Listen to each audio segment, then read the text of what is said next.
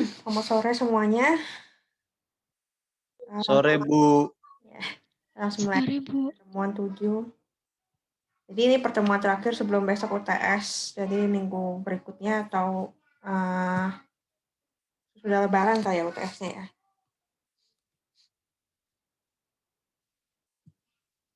Oke, hari ini kita akan membahas tentang decision tree.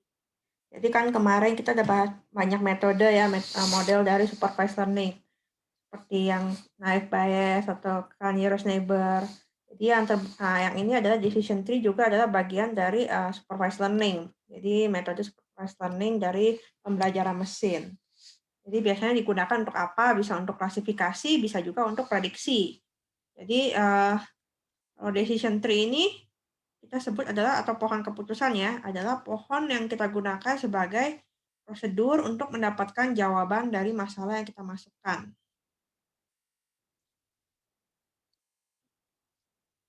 Jadi pohon decision tree itu nggak selalu bentuknya berupa pohon biner. Kalau misalkan kita menggunakan data kategorikal, maka kita akan mendapatkan lebih banyak cabang. Atau kita misalkan menggunakan tipe numerik. Jadi ya, algoritma yang bisa dipakai untuk decision tree itu adalah ID3, C4.5, CART, ini singkatan dari Classification and Regression Tree, dan C5. Jadi decision tree ini ada 3 macam. Pertama, pohon klasifikasi, decision tree classification. Itu digunakan untuk melakukan prediksi jika ada data baru, jadi kita mau tahu nih dia kelasnya apa atau labelnya apa. Nah, itu bisa menggunakan decision tree classification. Yang kedua adalah decision tree untuk regresi. Jadi kita memprediksi sesuatu dengan menggunakan decision tree. Misalnya apakah kita akan pergi atau tidak pergi ya, kalau misalkan pakai contoh yang shows kemarin ya. Terus yang terakhir adalah CRT atau Classification and Regression Tree. Jadi itu adalah ketika masalah klasifikasi dan regresi digunakan bersama-sama. Nah, kemudian tadi saya sudah sempat menyebutkan bahwa fitur-fitur yang digunakan itu nggak harus biner. Jadi bisa juga menggunakan kategorikal. Misalnya contohnya kategorikal itu nominal atau ordinal ya. Jadi kalau misalkan, mungkin bisa balik ke pertemuan 4 ya untuk tahu bedanya.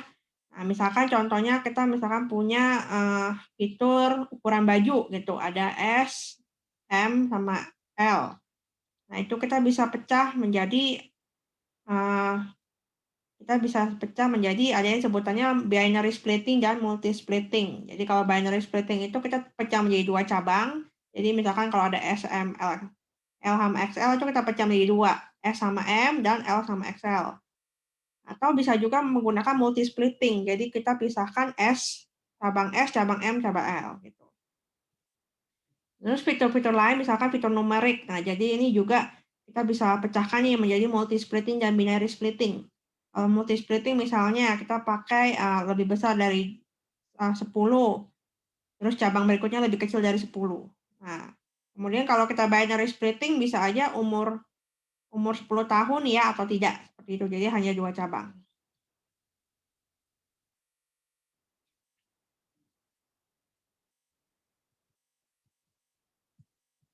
Oke, lanjut. Kemudian keuntungan dari decision tree ini mudah dipelajari dan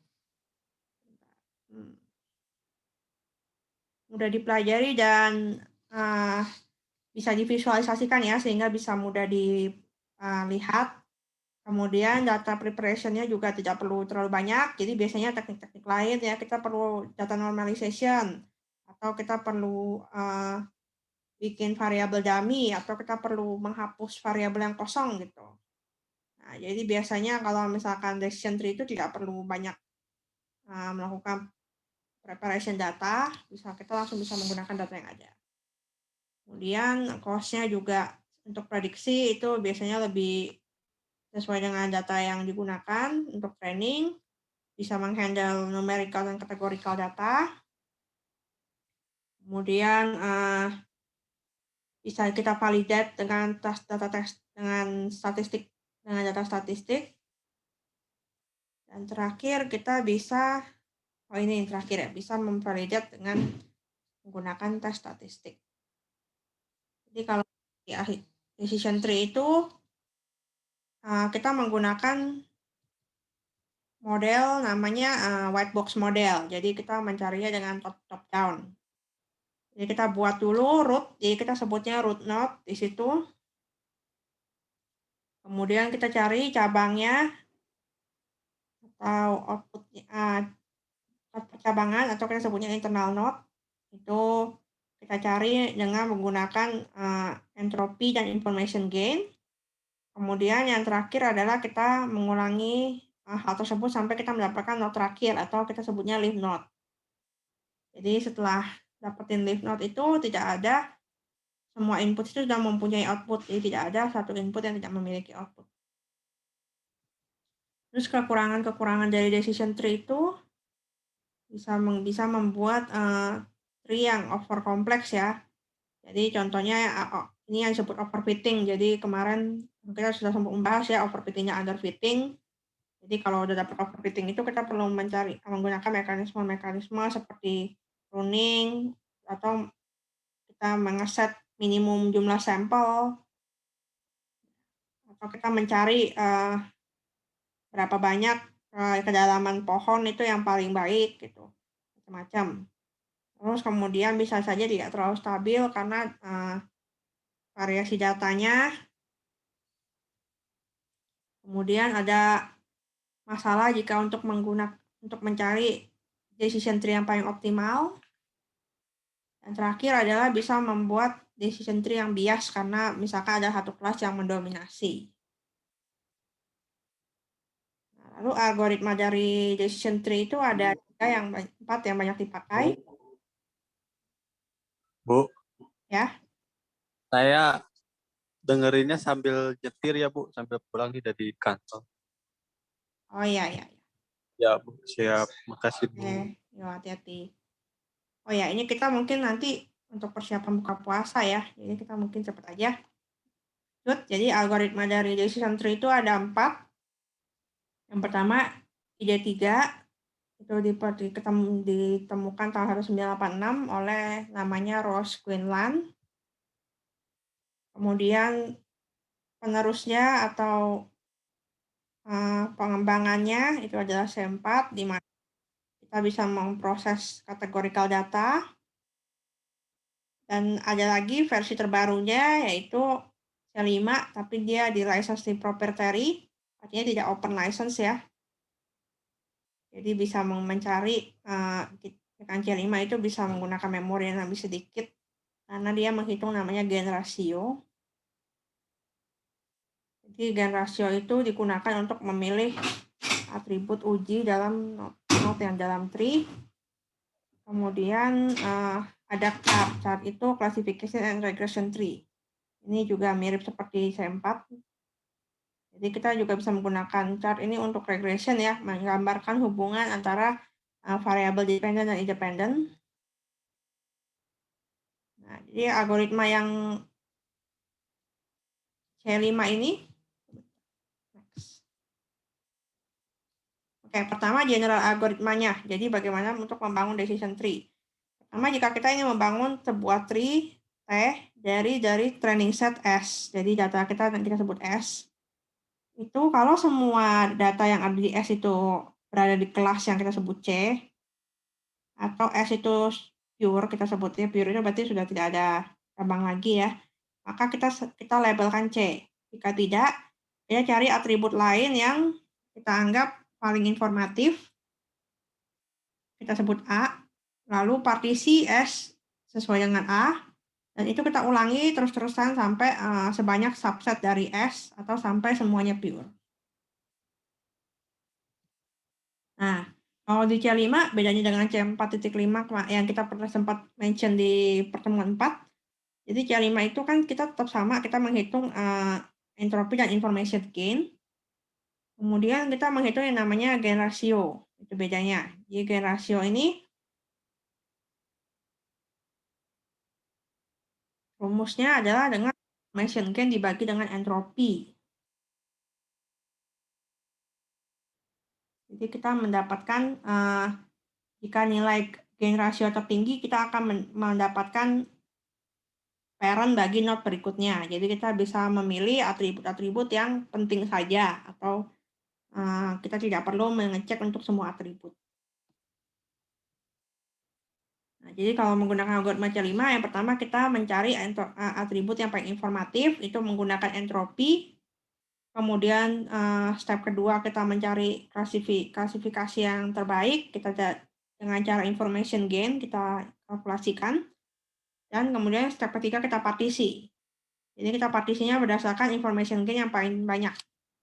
Nah, terus step ini kita ulangi 1-2, kita ulangi terus sampai node-nya habis. Oke, berikutnya kita coba praktikumnya. Jadi kita memakai dataset yang kemarin ya, yang sempat dibikin. Kemudian kita baca datasetnya dan kita buat menjadi fiturnya ini kita convert dulu menjadi numerik. Kemudian kita pilih fiturnya. Nah, di sini kita langsung masukkan di decision tree. Jadi kita import decision tree, kasih fire, kemudian kita masukkan ke feed, dan di sini kita ingin visualisasikan bentuk decision tree kita. Nanti kalau sudah divisualisasikan, dia akan menulis di mydecisiontree.png. Ini nama bisa dirubah ya. Nah, habis itu kita coba lihat mydecisiontree.png atau kita show aja langsung pakai plt show. Jadi bisa dicoba ya. Oke, ini kita coba sampai jam 15.30. Habis itu kita langsung saya praktekin. Habis itu kita bisa siap-siap buka puasa. Oke, akan kalau ada pertanyaan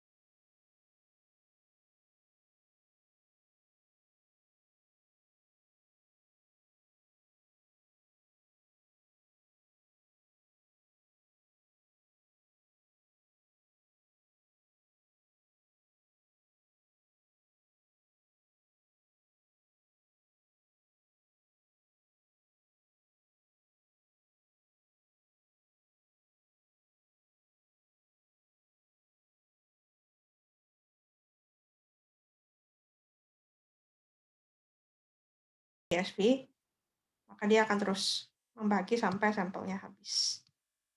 Jadi ini kita jelaskan besok ya gimana cerita mendapatkan ini. Jadi mungkin ada pertanyaan belum? Mungkin ada pertanyaan kah?